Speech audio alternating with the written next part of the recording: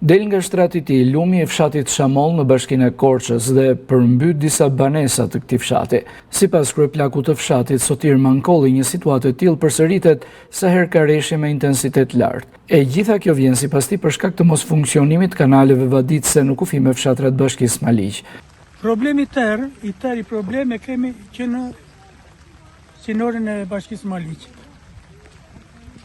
Është verë një portë e madhe atë që vaditet gjithë fusha poshtë e bashkisë Maliqit. Edhe i kanë berë ca porta të ngushta nga 78 pëngë. Po s'është vetëm një portë. Janë radhë.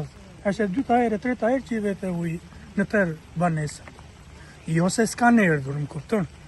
Kanë erdhur, janë interesuar, janë bërë, mirë po problemi është vetëm në heqje ujë poshtë.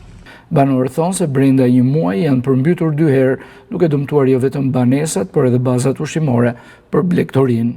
Qera e dytë që po mbytemi.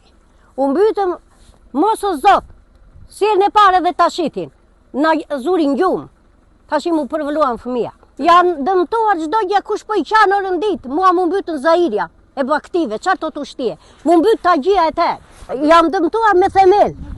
Situatë e rënduar vjen të jetë një uglindje të vendit në disa fshatra ku ujërat kanë dalë nga përrejnë duke shkaktuar probleme. Më të theksuara, problemet janë në fshatin Çiflik, bashkisë Korçës dhe në Rëmenjë të bashkisë Pogradec.